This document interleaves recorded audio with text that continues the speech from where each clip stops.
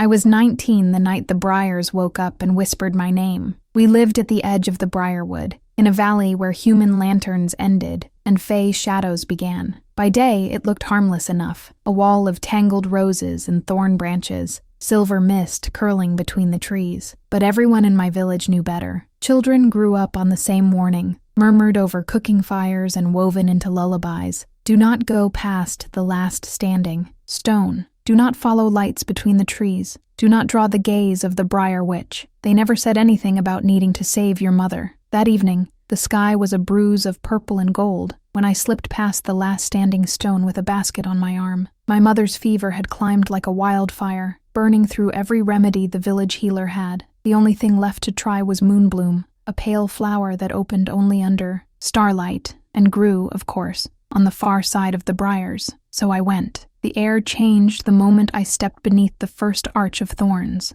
The world behind me seemed to exhale, and the world ahead of me inhaled. Sounds shrank to small, tight things. The crunch of my boots, the rasp of branches, my own heartbeat pounding against my ribs like it was trying to escape. I told myself stories to stay calm, stories about the elf king beyond the Briarwood, who ruled the hidden courts under starlit oaks. Old women in the village said his eyes were made of moonstone, and that one look from him could strip you of every lie you had ever told. They said no mortal had ever seen him, and returned unchanged. I did not believe in those stories then. I believed in my mother's fever, and the way her hands shook when she reached for me. The briars thickened, branches knit so tightly together that no wind could pass. Thorns, long as sewing needles, glinted black-red in the fading light. I pushed through anyway. One snagged my sleeve, another pulled at my hair, but I kept going until the air shifted again, opening like a curtain. The clearing waited for me like it had been expecting a guest. Moonlight poured down through a ring of twisted trees, turning the grass to silver and the pool at its center to a mirror of the sky. Around the water, white moonblooms glowed, their petals trembling as if they felt my gaze. For a small, stupid moment, I thought the stories were wrong. There was no witch here, just a beautiful, dangerous forest and a girl desperate enough to cross it. I stepped forward,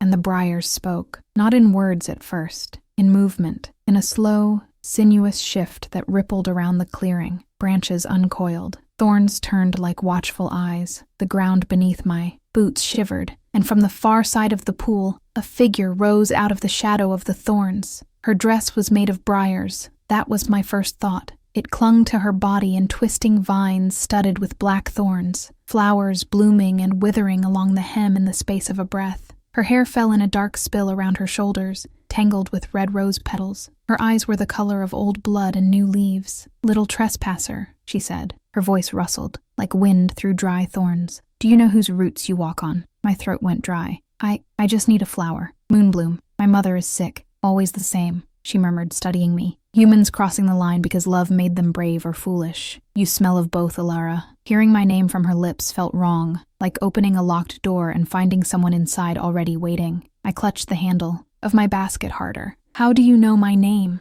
The Briar Witch smiled, and it was not a kind smile. "The thorns know every drop of blood that has ever fallen on this soil," she said. "Yours fell here long ago." I did not remember that. I did not remember ever setting foot in the Briarwood before that night. But before I could speak, the witch tilted her head, as if listening to something I could not hear. "Your mother," she said softly, "is running out of time." My heart lurched. "Then let me take the flowers and go." I could. She drifted closer, bare feet not bending the grass. "But gifts from my forest are never free, and you have already taken something from me." "I have nothing," I protested. "We are poor. We have only a small house and—" "Not coin," she interrupted, amusement flickering in her eyes. "A promise." She lifted her hand. Briars surged from the earth at our feet, weaving into the shape of a small, thorn-wrapped cradle. For a heartbeat, I saw a memory that was not mine. A frantic young woman, my mother, stumbling into this same clearing with a bundle in her arms. A baby, tears on her cheeks, blood on the ground. "Please," my mother's voice whispered through the trees, echoing from the past. "Spare her. Take me, but spare my child." The vision dissolved. The briar cradle fell apart, crumbling into dead leaves. I swayed, stunned. "You should not be alive," the witch said. "A price was owed. Your mother begged and bartered. She offered years from her own life. She offered every joy she had left. I took them, but I do not forget a debt. And here you are, walking back into my roots like an obedient little promise. Anger flared through my fear. So punish me then. Leave her alone. I came for the flowers. I will pay whatever you want. The witch's gaze sharpened. Will you, little thorn? I hesitated. The air thickened, waiting for my answer. Somewhere far beyond the trees, an owl called, low and mournful. Yes, I said. I will. The Briar Witch smiled like a crack opening in the world. So be it. She reached out and caught my wrist. Her fingers were ice and fire at once. Thorns burst from the ground, coiling up my arm in a living bracelet. They sank into my skin, and pain exploded. White hot, blinding. I screamed, but no sound left my throat. Her lips brushed my ear. From this night until your last breath, the briars will be your shadow. They will wrap your heart, your dreams, your future. You will never know peace, never know rest, while a single root of mine touches this world. I gasped, choking on air as invisible thorns closed around my chest. What did you do? I rasped. I marked you, she said calmly. A curse, woven from the promise your mother tried to break. Every lie you hear, every betrayal you witness, every cruelty you endure will feed the briars under your skin. They will grow, they will tighten, and when the last rose on my altar withers, your heart will stop.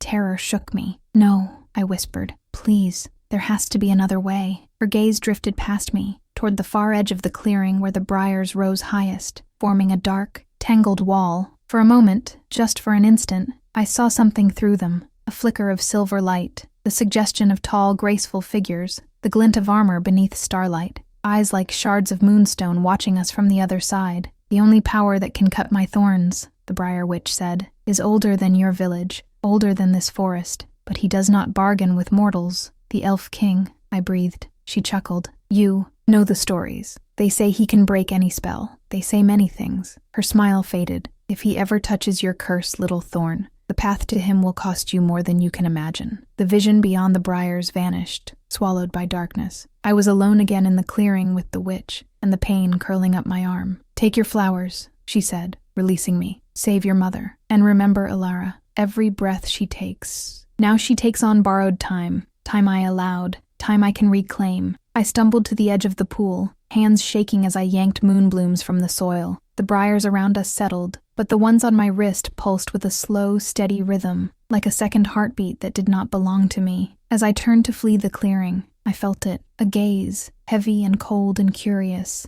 lingering on the back of my neck. I did not look back. I ran until the trees thinned and the standing stone loomed before me, my lungs burning and my cursed wrist throbbing in time with every step. My mother lived. I did too. But from that night on, I never truly slept. The briars beneath my skin were awake, and somewhere beyond the wall of thorns, in a kingdom of starlight I had never seen, an elf king now knew my name. If you were in my place, would you have braved the Briarwood for someone you love? Tell me in the comments what you would have done, and do not forget to subscribe to the channel so you can follow the rest of my story. The moon blooms saved my mother. By morning, her fever had broken, the angry red flush fading from her cheeks, her breathing no longer a ragged rattle. She woke with a hoarse whisper of my name and tears in her eyes, clutching my hand like it was the only solid thing in the world. The healer called it a miracle, not I. Neighbors called it luck. My mother called it answered prayer. I did not correct any of them. Not about the Briar Witch, not about the curse. I hid my wrist under bandages at first, claiming I had scraped it on thorns in the dark. That much was true. No one questioned the trembling in my fingers, or the way I flinched when anyone touched my arm. They thought I was exhausted, shaken from the night in the forest. Only I could feel the briars moving beneath my skin. They were small at first, like splinters that had worked too deep to see. When I pressed my fingers against the inside of my wrist, I could feel something there, thin and hard, running along the vein. Not bone, not tendon, something else. Something that pulsed with a slow, alien rhythm. Days passed. My mother grew stronger. I did not. The first time the curse truly showed itself, I was hanging laundry behind our cottage. The air smelled of soap and sun-warmed fabric. My mother was humming inside, a sound I had not heard in weeks, and for a fleeting heartbeat, life felt almost normal again. Then I heard them, the villagers, 2 women hurrying along the lane, their voices low and sharp as knives. Did you hear about Thomas and his wife? One whispered. Their youngest is sick. The healer says it does not look good. I paused, clothespin in hand. listening despite myself. Serves them right, the other said, after what he did to his brother. Did you know he lied about the inheritance papers? Took the land for himself and left his own blood with nothing. Men like that always get what is coming. The words slid under my skin like cold water. Lie. Took. Nothing. The briars inside me stirred. Pain flickered up my arm, sudden and hot. I gasped, dropping the clothespin. My vision blurred. For a moment I could not breathe.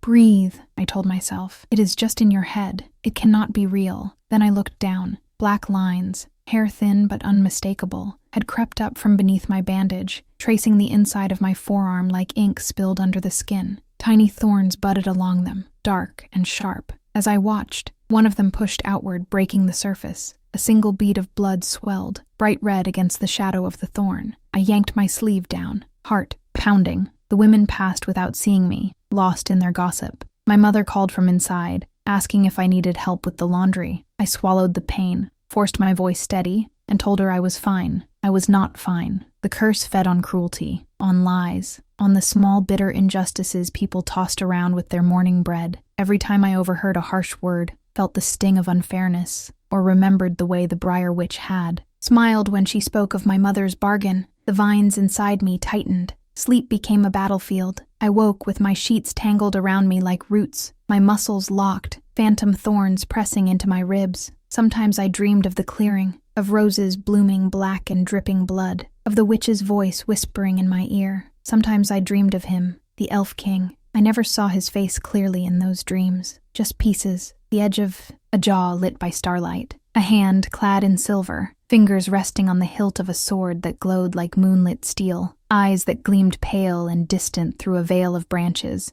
watching me as if I were something small and fragile and troublesome. I would wake with his gaze still on my skin, the cursed lines on my arm faintly glowing, as if reflecting a light I could not see. As the months turned, the Briarwood grew restless. Hunters began, returning with stories of paths that shifted overnight, of clearings that moved, of thorns that snagged not just clothes, but thoughts. Children who played too close to the standing stone came home with faint scratches on their ankles they could not explain. The village elder muttered about old pacts and boundaries being tested. Once I stood at my bedroom window in the gray wash of dawn and saw something move along the tree line, tall shadows, armor catching the first threads of sunlight, cloaks trailing like mist. They walked between the trees without disturbing a single branch. One of them paused, head turning toward our cottage, and my cursed wrist burned like fire. I blinked, and they were gone. Rumors spread of strange lights deeper in the forest, of music on the wind at night, of an unseen presence walking the border, watching both the Briarwood and the village with cold, impartial eyes. The stories of the Elf King returned to the hearth, polished by fear. Your father used to say the Fae only notice us when we make enough noise, my mother said one evening, her hands wrapped around a mug of tea. Her hair, once streaked with gray overnight from illness, looked a little darker now, her cheeks fuller. It was as if the moonblooms had returned not just her life, but a few years she had already spent.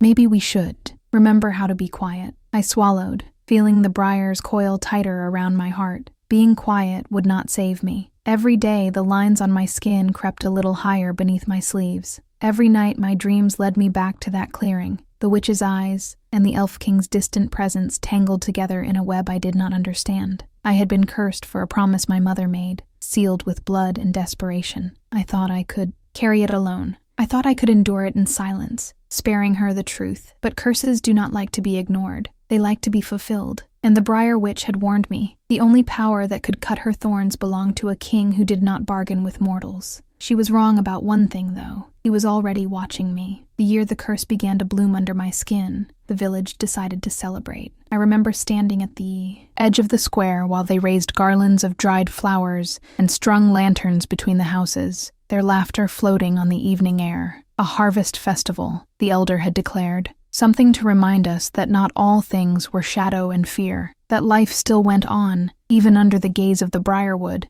Part of me resented it. It felt wrong that the world could still be so bright when my veins were quietly filling with thorns. Mother nudged me with her elbow as women arranged tables laden with bread, apples, and roasted roots. The sun was sliding behind the hills, painting the clouds with gold. You should dance tonight, she said. Find someone who makes you smile. You are too serious for 19. I tried to smile back. I will think about it." She studied me with that soft, worried crease between her brows that had never fully faded. "Are you feeling all right? You look pale." I tugged my sleeve down over my wrist. "I am fine." It was half a lie. The curse twitched in disapproval. A faint prickling ran up my arm, small reminders that it was listening. Music began as the sky darkened, fiddles and flutes and a drum that echoed like a second heartbeat across the packed earth. Children chased each other between the tables. Lantern light washed over familiar faces, softening hard edges. For a few minutes, I let myself be pulled into it. I accepted a cup of spiced cider. I laughed even when little Mira grabbed my hand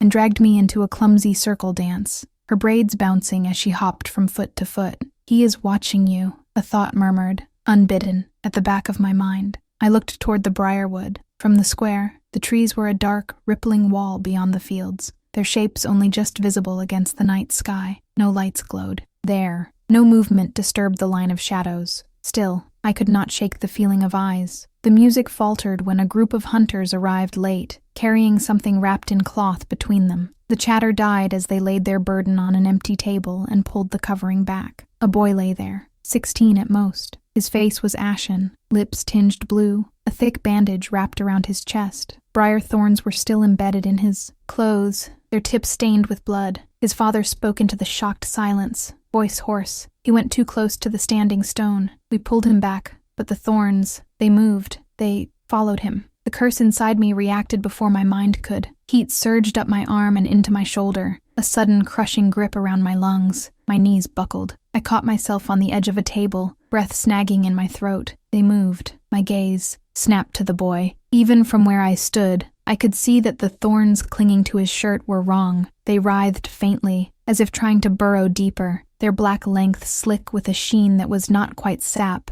and not quite blood. The villagers murmured prayers and curses in equal measure. Someone shouted for the healer. Someone else muttered about omens, about borders being broken, about pacts fraying. As voices rose, they turned on each other with the speed of long-held resentments finally given excuse. "You should have watched him more closely," a woman hissed at the boy's father. "You know the dangers, and what would you have done?" He snapped back. "You who leave your children alone while you chase gossip along the road." Accusations flew. Old grudges resurfaced. Sisters, neighbors, friends picked at each other like crows tearing at a carcass. The air thickened with anger and harsh words, each one a hook. The briars inside me feasted. Pain exploded in my chest. I clutched my ribs, stumbling away from the crowd as the black lines on my arm burned like ink poured into fire. The world tilted, lanterns smeared into streaks of light, voices warped, echoing too loud, too sharp. Lies, betrayal, cruelty. The witch's words rang in my head. "They will feed the briars under your skin." I fled the square, my mother's voice chasing. After me, thin with worry. "Ilara? Ilara, what is wrong?" I could not answer. I could barely breathe. By the time I reached the edge of the fields, I was half running, half falling. The ground under my boots was a blur. The Briarwood loomed ahead, a dark wall swallowing the horizon. The curse pulled me toward it. Each step closer to the trees eased the pressure in my chest by a fraction. It was like walking toward the source of a sound that had been shrieking in my ears since the boy arrived. The moment my feet touched the wild grass that grew at the forest's edge, the pain in my ribs loosened. I bent over, palms on my knees, dragging air into my lungs. My wrist glowed faintly through the thin fabric of my sleeve, black lines bright as ink under lamplight. I did not intend to cross the standing stone, but when I looked up, there it was behind me. The realization sent a cold shiver through me. The stone that marked the boundary between our world and the Briarwood stood a full dozen paces away, its weathered surface pale in the starlight. I had crossed without noticing. The forest had taken me in without a rustle. "So eager to return, little thorn?" The voice wrapped around me like vines. I straightened slowly. The Briar Witch stepped out from between two twisted trunks, her dress of living briars trailing behind her. Roses bloomed and died across the fabric with every movement she made. Her eyes glowed softly, reflecting the crescent moon. "I did not come looking for you," I said, my voice shaking. I could not breathe. She tilted her head, gaze dropping to my wrist.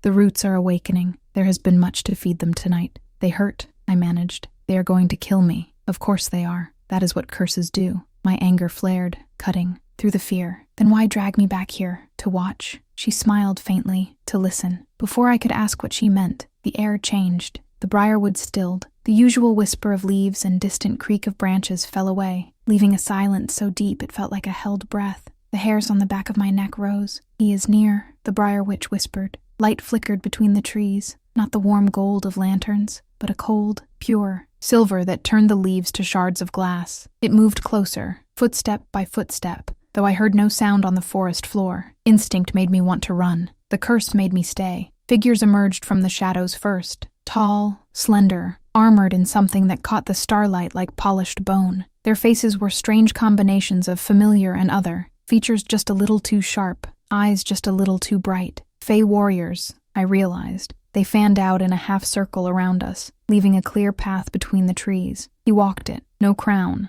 no parade, just a man shaped by a different world, striding through the Briarwood as if every root and thorn recognized his step. His hair was dark, threaded with faint silver like frost at the edges. His cloak moved as if it were spun from fog and shadow, trailing starlight. His eyes were not the pale blue of frozen rivers as in the stories, but a deep, luminous gray, like storm clouds lit from within. They swept over the clearing, over the Briar Witch, and then landed on me. The curse flared. For a heartbeat, I felt every thorn under my skin turn toward him. The Elf King studied me as if I were a puzzle he had not expected to find. Then his gaze dropped to my glowing wrist. "So," he said quietly, his voice cutting cleanly through the air, "someone has dared to bind my thorns to a mortal heart." The Briar Witch's smile sharpened. "Your thorns," she echoed. "You forget, old king. The Briarwood is not yours alone." His eyes never left my face. "And yet, little one, they have chosen her." My pulse thundered. I had imagined him 100 times in dreams and stories,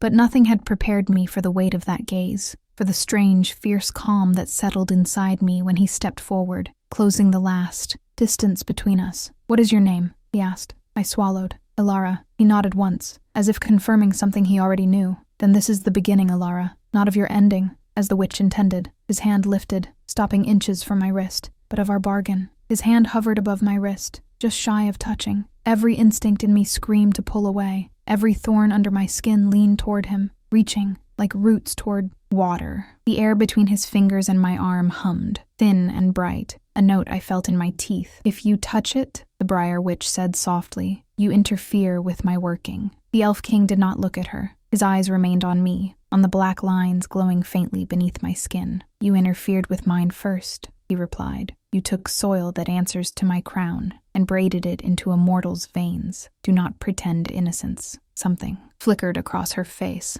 not fear. The Briar Witch did not seem like anything frightened her. It was more like irritation that he had spoken a truth she preferred to avoid. "This forest has 2 masters," she said. "You withdrew. I endured. Do not act surprised when the roots seek another agreement." His gaze sharpened, then softened again when he looked back at me. I felt like a rabbit caught between 2 storms. "What bargain?" I managed. "You said, 'This is the beginning of our bargain. What do you want from me?'" His lips curved, not quite into a smile. It was more a thoughtful line, as if he were trying to decide how much truth I could bear. "The Briarwood is not just trees and thorns," he said. "It is a border, a hinge between worlds. When it weakens, everything it holds back begins to press through. Your curse is not just punishment, Ilara. It is a knot tied in that hinge." I shook my head. "I do not understand. You were never meant to," the witch said lightly. "Mortals rarely do." He ignored her. "Every cruelty that feeds those thorns," he said, "every lie, every betrayal you witness, does more than tighten the vines around your heart. It feeds what is behind them. Old hunger, old shadow. Your village thinks the forest is waking up. It is not. It is holding on. To what? To itself." I swallowed hard. "You are telling me that every time someone hurts someone else, it makes my curse stronger and the world more dangerous." His gaze stayed steady. "Yes." A bitter laugh threatened to rise in my throat. "Then I am doomed. People hurt each other every day." "Exactly," the Briar Witch murmured. "That is why I chose you." I stared at her. "You chose me because people are cruel. Because you care," she snapped, sudden heat in her voice. "Because you listen when others speak of pain. Because it cuts you, deeper than it should. The first time you bled on my roots, you were a child who could not bear to see another child mocked. Do you think I do not remember? You threw yourself between them and their tormentor, and took the blows for someone who was not even your kin." A vague, half-buried memory stirred. Mud on my knees. A bigger boy's fist.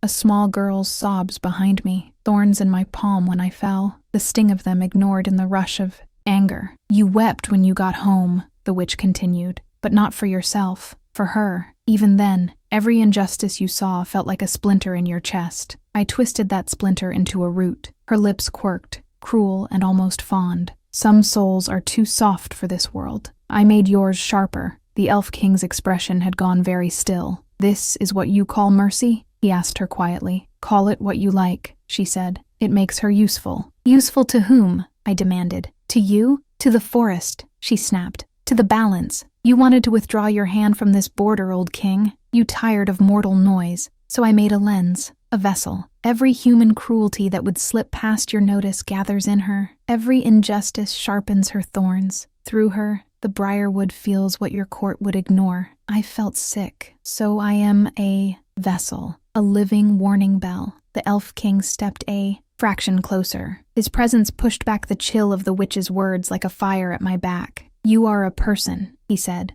voice low, and she has made you into a rope in her tug of war. I swallowed, my throat tight. If all of this is true, what can you do? His gaze dropped to my wrist again. Briars grow toward light, Alara. Even these. They have reached for me since the night she marked you. That is why you dreamed of my realm before you ever saw my face. Part of this curse already belongs to my side of the border, so you can break it. He hesitated. I can change it. Silence fell heavy after those words. Change it how? I whispered. He finally touched me. His fingers brushed the inside of my wrist, just above the darkest knot of thorns. Power flared, not as heat or pain, but as a strange, expanding clarity. For one impossible moment, I felt the entire Briarwood, every root burrowing deep, every leaf trembling under the weight of dew, every animal breathing in sleep or fear. I felt my village, a cluster of fragile lights at the edge of that vast living web, and beyond it all, something pressing against the far side of the trees, patient and cold.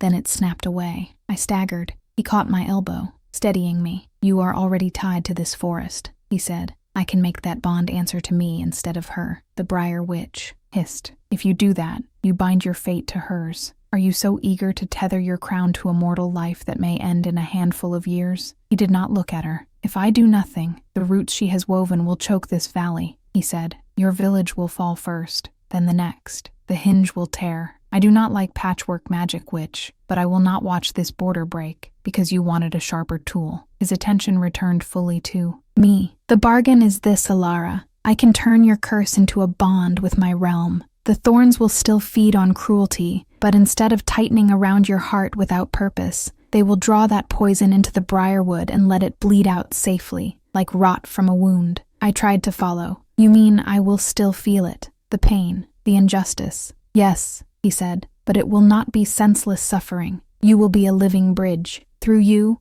I will know when the balance falters. Through you, the forest will stay whole. And my life? He met my gaze head on, bound to mine. The words landed between us like a stone tossed into a still pool. Bound how? You will be free to walk your village, your world, he said. But your soul will be anchored to my realm. Age will touch you differently. Death will not reach you in the same way. You will not be entirely mortal again, nor entirely fey. It sounded like an answer, and another kind of curse at once. If I refuse? I asked. His jaw tightened. Then the thorns will grow until they crush your heart, and when they do, the knot at this border will snap. The witch will lose her toy, and everything pressing from the other side of these trees will find a doorway through the hole you leave. Cold swept through me. So if I say no, my death breaks more than my chest. Yes, the Briar Witch watched me. With unreadable eyes. You wanted to pay any price to save your mother, she said softly. This is the bill you did not see. I looked back toward the faint glow of the village, barely visible through the trees. Lantern light, my mother's small cottage, her laugh over a cracked mug, the boy on the table, pale and still, thorns still clinging to his clothes. I had stepped into the Briarwood once to save one life. Now the choice was whether to step deeper to save all of them. My eyes burned. This feels like a trap. The Elf King's expression shifted, something almost like sorrow fleeting across it. It is not a trap, Alara. It is a consequence. My voice shook. If I agree, what happens first? You come with me, he said, to my court. We will weave the bond under my roof where my laws hold. After that, you may return, changed, but breathing. I looked down at his hand still resting lightly on my wrist. The thorns beneath my skin pulsed once, like a heartbeat answering another. Do the mortals in your stories ever say no to you? I asked, because I needed to find the humor or I might drown. Sometimes, he said. The ones who survive are the ones who choose with their eyes open. I closed mine for a moment. When I opened them again, I said very quietly, I will go. The Briar Witch's smile flashed, sharp and satisfied. Brave little thorn. The Elf King's grip on my wrist warmed, his thumb brushing once over the darkest knot of briars as if sealing the decision. Then leave a message for your mother, he said gently. You will not be gone forever, but you will not return the same, and she deserves at least a truth, shaped in your own words. A lump rose in my throat. I turned back toward the fields, toward the faint light of home, and understood that this was the last time I would see it as a girl who belonged only to that world. When I returned, if I returned, I would belong to the Briarwood too, and to the king who walked through its thorns without bleeding. I did as he said. I went home to say goodbye without really saying it. The village was still buzzing with fear when I slipped back across the fields. People clustered in small, tight groups, talking in harsh whispers about the boy and the moving thorns. Lanterns burned late. No one noticed me skirting the edges of the square, keeping to the shadows. Our cottage was a small pool of light at the far edge of the lane. When I opened the door, my mother jumped, then sagged in relief. Alara, where did you go? I called for you and you were just gone. Her voice wobbled, and I felt a stab of guilt sharper than any thorn. I needed air, I said. It was not the whole truth, but it was not a lie either. I went to the edge of the fields. I am sorry I worried you. She searched my face, eyes tired but bright. The forest feels wrong tonight, she murmured. Promise me you will not go near it alone again. The curse pulsed under my skin. I swallowed. I promise I will be careful, I said. It was the closest I could come to honesty with the choice already made. That night, while she slept in her narrow bed with her hand curled around the edge of the blanket like she used to when I was small, I sat at the rickety table and stared at a blank scrap of paper for a long time. What do you write to someone when you are about to leave the world as they know it? In the end, I did not explain everything. How could I write about witches and fey courts and curses that could tear a border between realms? She would think I had lost my mind, or worse, she would try to follow me. So I wrote about love. I wrote that I was going away for a time because of a choice I had made to protect the village, that I might come back different, but that every step I took away from her was because I wanted her to live in a safer world. I thanked her for every story, every sacrifice,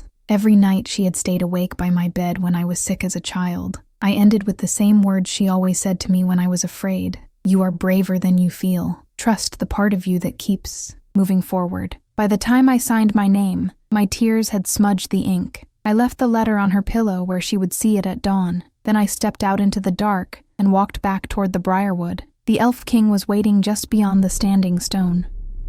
No torches announced his presence. No fanfare. He stood with a small group of his warriors in a pool of pale starlight that seemed to fall only on them. You came, he said simply.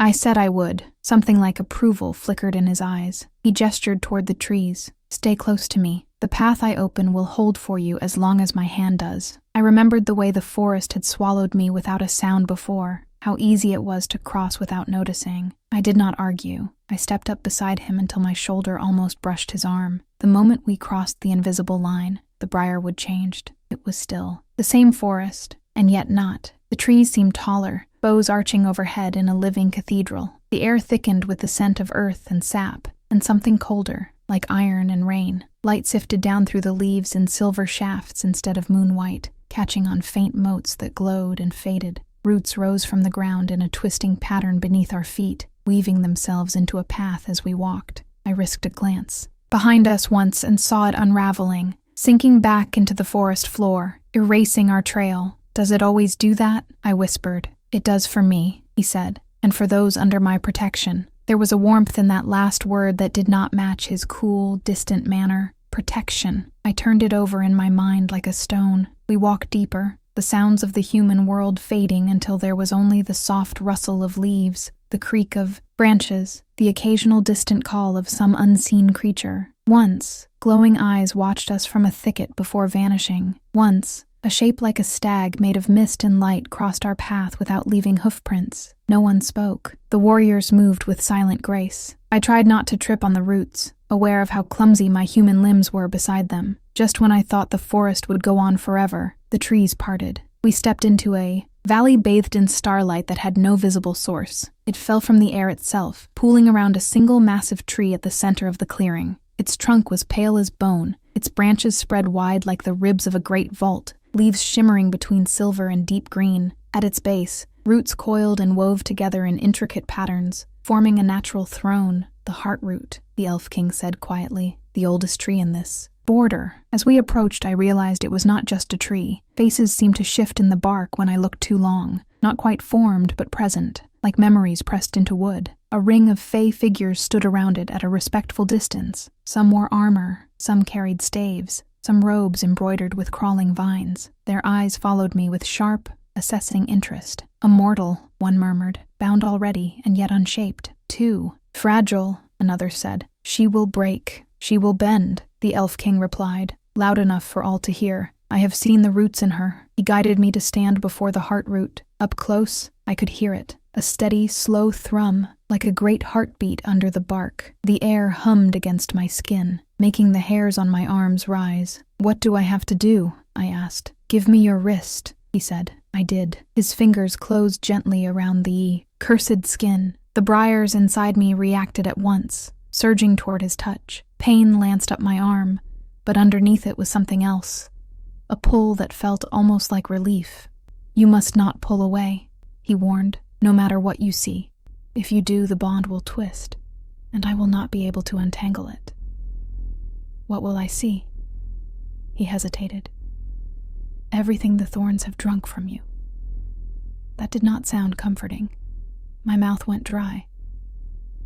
What if I cannot bear it? His gaze met mine, steady and unflinching. Then I will carry what you cannot. That is what it means for me to share your burden. He lifted our joined hands and pressed my wrist, thorns and all, against the bark of the heart root. The world opened. It was not like the brief flare I had felt when he touched me in the clearing. This was deeper, wider, a river instead of a splash. The curse poured itself into the tree and back into me, a loop of pain and memory. I saw the boy on the table, his father's grief and guilt tangling together like knots. I saw the sneer of the man who had cheated his own brother, the way he justified it in his mind. I saw fights over land, over love, over pride, harsh words thrown like stones, lies told to protect, to harm, to survive. Each moment slammed into me with the force of a blow. The thorns inside me flared, growing, twisting, bleeding. I cried out without meaning to. My knees buckled. The Elf King's arm came around my shoulders, holding me upright, keeping my wrist pressed to the bark. Breathe, Elara, he murmured near my ear. Do not drown in their darkness. Look deeper. Deeper? Through the flood of cruelty, other images flickered at the edges. A woman who went hungry so her children could eat. A boy who stepped between his friend and a raised fist. A neighbor who slipped a bundle of firewood onto a lonely widow's doorstep in the dead of night.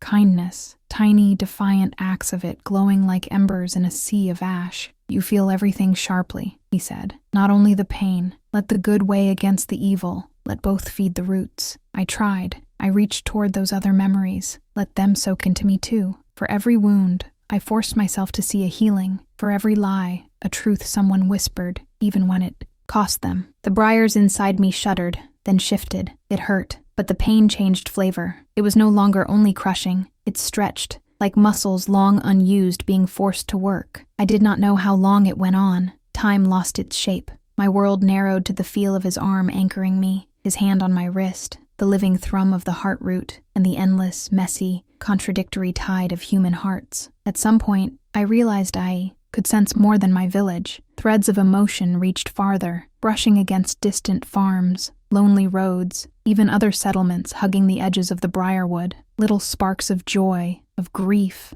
of cruelty, of tenderness. The thorns in me were drinking it all, but instead of tightening helplessly around my heart, they were channeling it into the root beneath my skin, down into the ancient tree. The heart root drank too. When the flow finally eased, I sagged. The Elf King released my wrist from the bark, but did not let me fall. My legs felt like they belonged to someone else. I looked down. The black lines under my skin were still there, but they had changed. They were no longer wild, jagged scratches. They followed a pattern now, graceful and deliberate, curling in shapes that echoed the roots of the tree. Here and there, along the darkest vines, tiny buds of pale light glowed like seeds. "It is done for tonight," he said. His voice sounded tired, and that frightened me more than my own exhaustion. "Tonight?" I repeated weakly. "The bond must be woven in layers," he said. "If we did it all at once, your body would shatter. As it is, you will sleep for a long time." The Fae around us watched in silence, their earlier skepticism muted. If they said anything, I did not hear it clearly. My ears were ringing with the echo of too many lives. "What am I now?" I whispered. He hesitated, then answered with a truth that settled in my bones. "You are still Ilara, but from this night on, when this forest feels the weight of human hearts, it will no longer bear it alone. Neither will you." My vision blurred, the ground tilted. As darkness rushed up to meet me, I heard his voice one last time, soft and close. "Sleep, little bridge. When you wake, you will hear the Briarwood more clearly, and you will never be truly alone in it again." When I woke, the world was too loud. Not with noise exactly, with knowing. I lay on something soft that rustled like leaves when I moved. My eyelids felt heavy, glued with sleep. For a moment, I didn't remember where I was. Then the scent of the place hit me. Damp earth, sap. Something clean and cold like starlight poured into a bowl. The heart root. Memory came back in pieces. The bark against my wrist. The flood of other people's lives crashing through me. The Elf King's arm around my shoulders, holding me up while I shook. His voice telling me to breathe, to look deeper, to let the good weigh against the evil. I forced my eyes open. The ceiling above me was made of intertwined branches, pale and smooth, bending into arches that met overhead. Tiny glowing motes drifted in the air like captured fireflies, lighting a chamber carved from living wood. The bed beneath me was a shallow cradle of woven roots padded with moss, and something softer than any blanket we owned at home. Home. My chest clenched. I pushed myself up on my elbows. The movement sent a rush of sensation through my body. I sucked in a breath as it hit me, threads of feeling stretching outward in every direction, thin and invisible, and impossibly real. Grief, guilt, a child's sudden, wordless terror somewhere at the edge of the forest. A woman's quiet pride as she set a loaf of bread on a neighbor's doorstep. A boy's stubborn hope lying under a fevered worry. My villagers, the awareness of them tugged at me like strings. If I focused on one, the others pulled harder, demanding attention. For a moment, I thought I would be torn in pieces, heart pulled in a dozen directions. "Easy." His voice cut through the tangle. Calm. Grounded. I turned my head. The Elf King sat in a chair grown directly from the floor, the roots sculpted into a shape that cradled him like a throne, though it was simpler than the twisted seat at the heart root. He was not wearing a crown. His cloak hung open, the edges pooling like shadow around his boots. There were faint lines at the corners of his eyes that I had not noticed before, shadows under the sharp bones of his cheeks, as if someone had quietly stolen sleep from him. "You stayed," I said, surprised at how rough my voice sounded. "Of course. How long was I asleep?" "A day and a night," he said. "For us. 2 nights for your village. Time runs differently where the roots are thickest." I swallowed, that strange, too-wide awareness still pulling at me. "What happened while I slept?" He watched me closely. "Tell me what you feel. Do not reach too far. Just listen." I tried. I closed my eyes and let my breathing slow. Instead of fighting the threads, I chose one and followed it gently. A rough wooden table under someone's hands. The smell of broth. My mother's sigh as she lowered herself into a chair, joints aching faintly. Grief and pride and worry knotted together in her chest. She was reading. I saw the letter in her hands, the one I had left on her pillow. Ink slightly smudged where my tears had fallen. Her thumb traced my name over and over, as if she could summon me back with the movement. Pain pricked the back of my eyes. "She found my letter," I whispered. I followed another thread without meaning to. The boy the hunters had carried home from the forest lay in a narrow bed, his chest bandaged tight. His father sat beside him, holding that pale, limp hand in both of his own, lips moving in a silent prayer he was ashamed to speak aloud. He thought about every harsh word he had ever spoken, every corner he had cut, every time he had walked past someone else's pain and told himself it was not his problem. The weight of it pressed down, but there was something else there now too, a desperate, budding promise. "If you live, I will be better." The growing thorns inside me responded to that set of thoughts differently than they had before. The old sharp pain was there, yes, but something else wrapped around it, the faintest sense of relief, of release. as if some of the pressure in my chest seeped downward into the earth. I opened my eyes. I can feel them, I said. Not like voices, more like weather in their hearts, storms, sunlight, everything at once. He nodded. You are at the center of many roads now, but you do not have to walk each one. Let them pass through you. Let the forest drink what you cannot hold.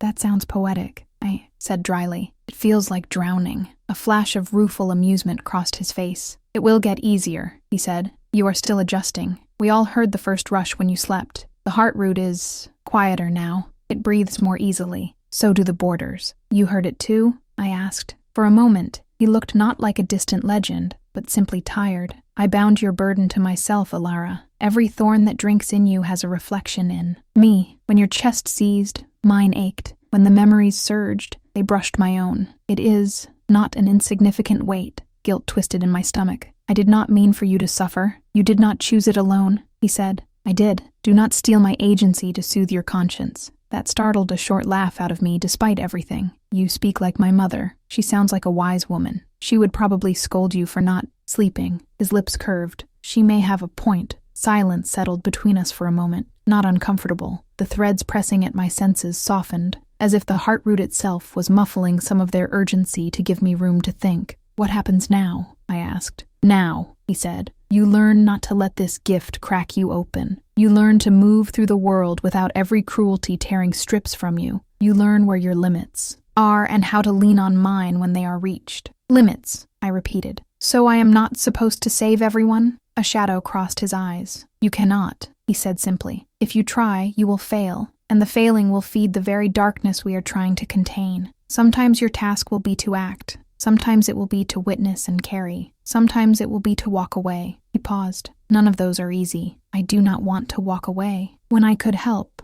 I said. Good, he replied. I would worry if you did. That is why you were chosen. Not by the witch. His gaze sharpened. By the briars themselves. She merely twisted what they reached for first. I frowned. You make it sound like the forest is a person. Not a person, he said. A presence. An old one. It remembers every step taken under its branches. It remembers you. The idea that an entire forest remembered me made my skin tingle. Before I could respond, the air in the chamber shifted. One of his warriors appeared in the doorway, bowing low, hand over his chest. His eyes flickered to me, then back to his king. There has been an incident at the northern edge, he said. The thorns blackened. For a moment, the border thinned. We felt something pressing against it from the other side. My heartbeat stumbled. The other side of what? I asked. The warrior hesitated, unsure if he should address me. The elf king nodded once. Speak plainly, he ordered. The other side of the Briarwood, the warrior said. The hollow places,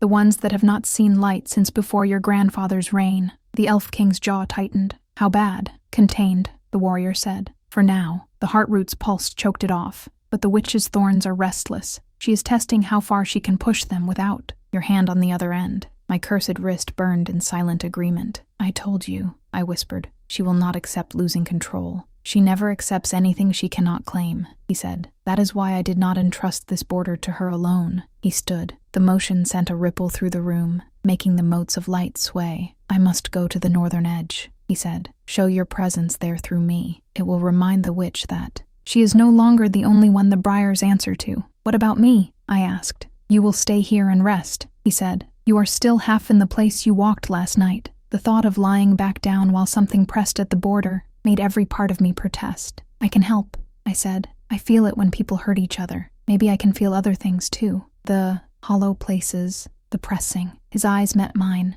and for the first time, I saw something there that unsettled me more than his power. Fear, not of the witch, not of whatever lurked beyond the trees, of losing control of the bond we had just woven. You are not a weapon, he said, voice low. You are a person. I will not throw you at every danger because it is convenient. But this is not convenience, I insisted. This is why I agreed to be a bridge. If something breaks that border and reaches my village, my voice cracked. My mother, those children, the boy in the bed. You said my death could tear the hinge. What do you think their deaths would do? He closed his eyes for a moment, as if weighing something heavy in his hands. When he opened them again, his decision was there. You will not come to the northern edge in body, he said slowly. Your frame would not endure what gathers there, but you are already partly everywhere these roots reach. His gaze dropped to my wrist. If you consent, I can use our bond to show you what I see. You will stand beside me in sense, if not in flesh. You will learn. You will help me hold the line. Will it hurt? I asked.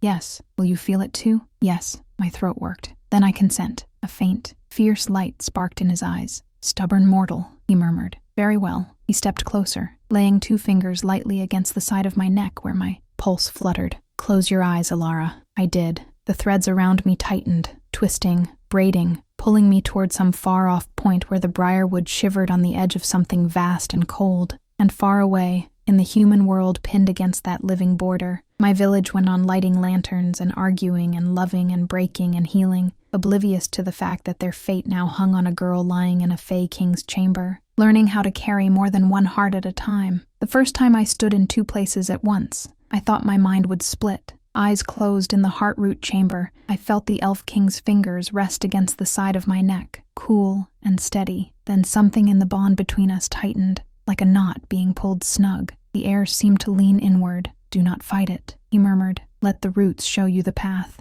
The floor vanished. Not really. My body was still lying on that bed of woven wood and moss. I knew that in a distant, half-remembered way, but my sense of self slid down through the thorns in my veins, into the roots beneath the heart root, and out along an endless underground web. For a heartbeat, I was nothing but movement. Then I was standing on a different patch of earth, under the same stars. The northern edge of the Briarwood felt wrong the moment I arrived. Inside his vision, the trees grew closer together here, their trunks twisted into anxious shapes. The air tasted like metal and cold smoke. Thorns crawled over the ground in thick carpets, blackened and slick, twitching faintly as if dreaming. I looked down and saw my own hands, translucent and faintly lit from within, as if I were made of starlight poured into the outline of my body. A few inches away, the Elf King stood in the flesh, solid and sharp against the gloom, cloak trailing in the dead leaves. You are seeing through the roots, he said without turning. They remember your shape now. They let you walk where I walk. I glanced at him, then at my own ghost-bright fingers.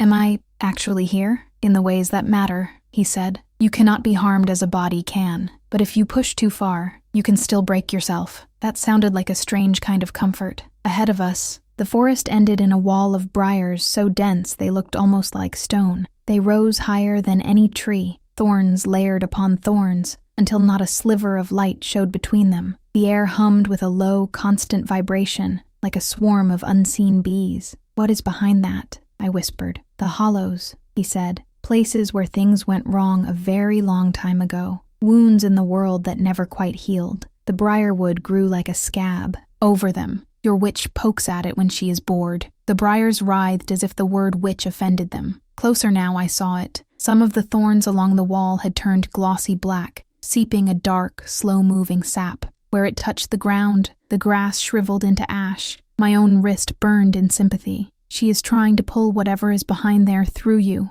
I realized. The more cruelty she feeds into my curse, the thinner this wall gets. Yes, he said, but the bond we wove is fighting back. The heartroot sent a surge through the briars when you connected to it. That is why the breach closed before anything more than a shiver slipped through. I frowned. Then why are we here? If it is contained, the ground twitched. Not a tremor, a convulsion. The briar wall bulged outward in one spot, as if something enormous on the other side had pressed its hand against it. Thorns snapped and regrew in frantic patterns. The sap flowed faster, streaming down like black rain. A sound seeped through the cracks. It was not a voice. It was a feeling given form. Hunger. Cold. Patient. Endless hunger. Older than the Briarwood. Older than the Elf King. Older than the stories that named either of them. I staggered, clutching at my chest. The thorns inside me answered that hunger with a tremor of their own. Don't, the Elf King said sharply. His hand shot out, passing through my ghost-bright shoulder, yet still somehow anchoring me. Do not lean into it. It will follow any thread you offer. What is that? I gasped. Something that should never have been, he said. We do not name it. Names invite attention. The pressure against the wall increased. For a moment, I saw a crack of darkness split the briars, so black it seemed to swallow the light around it. Fear, from the villages around us, spiked through me, sharp and bright. People who had no idea this wall even existed stopped what they were doing at that exact moment, hands hovering over tasks, hearts skipping beats, for reasons they could not explain. Children woke crying from sudden nightmares. A cow dropped to its knees in a field and refused to move. A woman stirring soup stepped back from the fire, skin crawling. They could not see the northern edge, but they felt it. The hinge was straining, and something in them knew. It is feeding on them too, I whispered. On their fear. Yes, he said. That is why we must answer with something else. Like what? Hope. Balance, he said. The forest does not demand perfection, only that no one thing devours everything else. The crack widened by the width of a fingernail. Far away, someone struck their child in anger, harder than they meant, too. The child's humiliation flared like a struck match. The black sap surged. Panic clawed up my throat. If this keeps going, it will break through, I said. He finally turned fully toward me, eyes reflecting the faint light of my starlit outline. Then do what you were bound to do, Alara. Feel, but this time do not just drown. Reach. Reach for what? He touched 2 fingers lightly to my ghostly wrist. Even in this half-formed state, his presence steadied me. You saw the worst in them when we bound you, he said. You also saw the best. Every bit of selfish cruelty that feeds these hollows is mirrored by an act of defiance, a kindness that makes no sense, a sacrifice no one demanded. The briars twist one side. You can lean into the other. It's not enough, I said. A kind word does not cancel being beaten. No, he agreed, but it changes the shape of the wound. And sometimes that is what keeps a crack from becoming a chasm. The wall shuddered again. The hunger pulsed. I closed my eyes and dove, not toward the hollows, toward the web of feelings that had flooded me in the heart-root chamber. This time I did not let them slam into me. I pushed through the first layer of fear and anger and found what glowed underneath. The boy in the bed, his father's rough hands gentling as they held his. The promise he had made in his head and never spoken aloud. I will be better. Please let me be better. My mother, reading my letter over and over, whispering a blessing toward the forest instead of a curse, though it had nearly taken me from her. A girl I did not know, in a house I had never seen, giving the last of her bread to a neighbor whose husband had not come home. Quiet courage trembling like a candle flame. A hunter standing at his door, wanting to bar it and hide, then forcing himself to step out and check on the old woman 2 houses down instead. Each small, stubborn, unreasonable choice lit up like a star along the roots. I grabbed them, not literally, but in the space where my curse and the forest met. I gathered them like fistfuls of fireflies, pulling them into a single flaring thread and hurling it toward the northern edge. The thorns inside me screamed. So did the hollows. For a moment, it felt like something ancient and terrible had turned its attention fully on me. Its hunger gnawed at the edges of my mind. Memories of every cruel thing I had ever witnessed rose, sharp and overwhelming. Then the brightness hit the wall. Hope,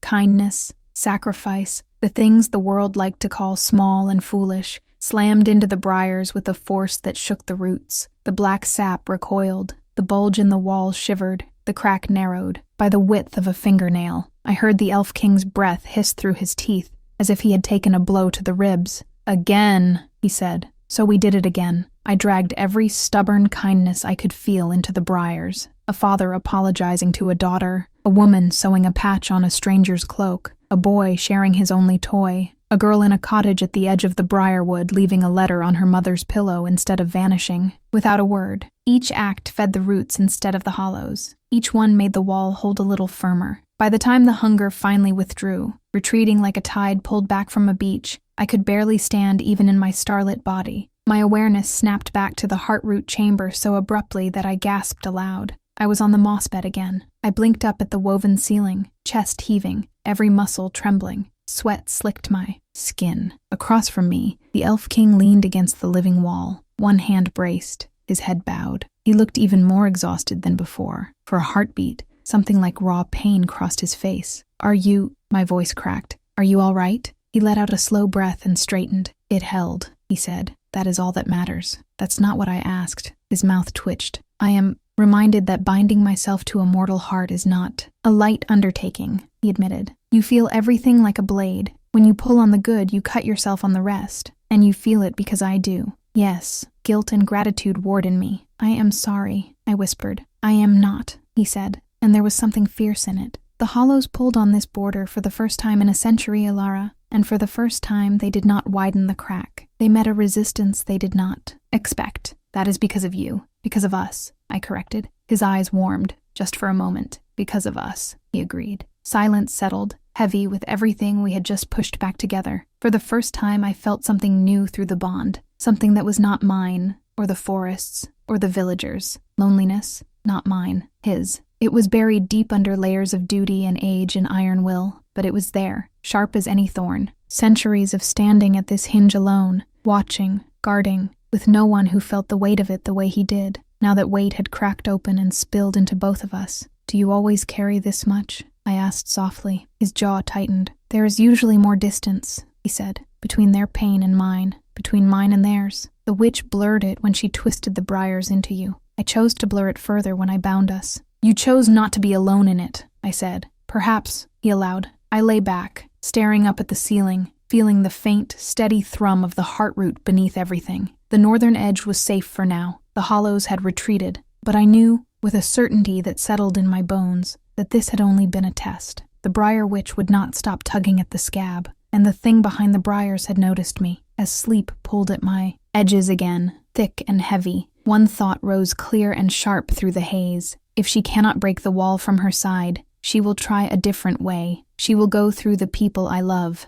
and the next time she pulls on my curse, it will not be far away at the northern edge. It will be in my village. I was right. It started with a whisper. Days passed in the heartroot shadow, though I could no longer tell how many belonged to my village and how many belonged to the realm wrapped around it. I slept, woke, learned to stand inside the web of feelings without being ripped apart. The Elf King taught me how to narrow my focus, how to let most of the threads run through me like water instead of clinging like hooks. "You do not have to bleed for everyone," he said once, touching my wrist where the new patterned briars glowed faintly. "You only have to let the forest breathe through you." It helped. Some. I practiced anchoring myself to simple things when the currents grew too strong. The feel of moss under my feet, the rhythm of my own heart, the sound of his voice when he called my name. I learned that if I breathed in when he breathed out, the bond between us steadied, like a bridge settling more firmly into its foundations. Sometimes, when he thought I was not looking, he watched me with a careful, distant intensity, as if I were a blade he was still deciding how to hold without cutting himself. I was beginning to think we might actually manage this strange, half-shared existence when the whisper slid along the roots. It was not sound, it was a texture, a way the air turned thin and sharp, a shiver in the thorns under my skin that did not match any feeling from the villagers. I froze in the middle of the heartroot chamber, head tilted. "Alara?" the Elf King asked. "She is doing something," I said. "The witch." His posture shifted at once, every line of him alert. "Where?" I reached. The web of emotion trembled around me. Fear, gossip, ordinary pettiness. That was the usual background. This was different. A thin, creeping unease, sliding from person to person like a cold hand on the back of the neck. I followed it. Lantern light, the smell of smoke and bread, the familiar slant of rooftops in the village square. "My village. She is there," I whispered. "At home." A sick dread curled in my stomach. "What do you feel?" he asked. "Suspicion," I said slowly. "Mistrust. People looking over their shoulders at each other. The kind of fear that looks for an easy target."